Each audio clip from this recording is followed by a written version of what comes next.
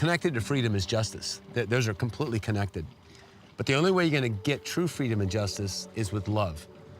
And I really learned this in Iraq when one day, it was in March 2017, we're on the west side of Mosul, and our unit was sweeping the desert between Mosul and Tel Afar and closing the door on the Tigris River that side.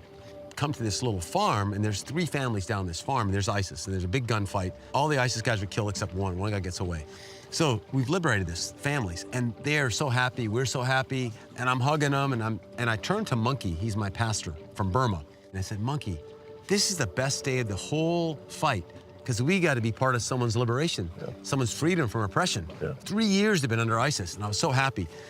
We walk away from that family. Now they're free to move in this little area, and they're loading their whole family a tractor because now the corridor's open, they can go visit their relatives for the first time.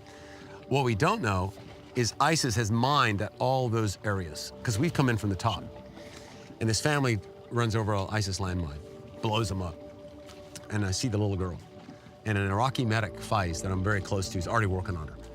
And he's trying to stop the bleeding, and then he switches to CPR because she's not breathing.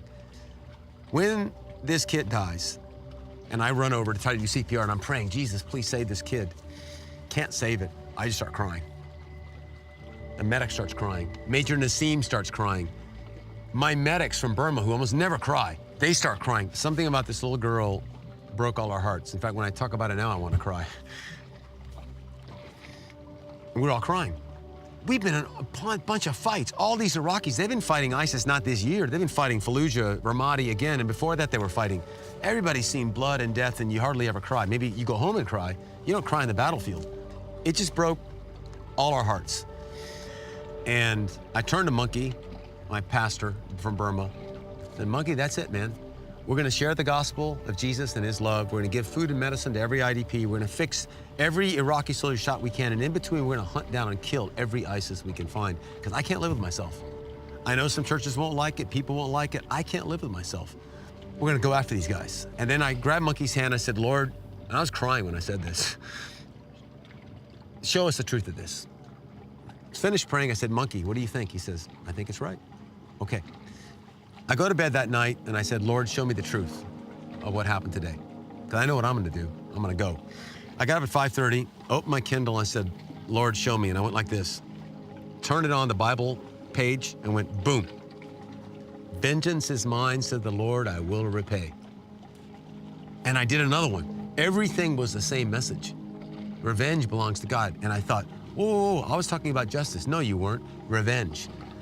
And I said, Jesus, forgive me, I give up revenge. I just said it. And it was like a 2,000-pound weight that I did not know I was carrying. Almost every sin I do, I know exactly what I'm doing. Like, God, don't look at this now, you know. I had no idea I had this on me. That's the most insidious kind of sin. It would have just, who knows what it would have done to me. And it was gone in a second, and I realized without love, there is no justice. So when someone does something wrong against you, yeah, you have a right to be mad. Yes, you need to find justice, but you need to care about that person too. That's one of the biggest lessons I learned, and I gave it up, and we went into battle that day, right back against ISIS, but I thought, I don't have to kill anybody. I don't have to do anything except be his ambassador. I'm a free man. And so I learned about justice that day, what real justice is, and it always involves love.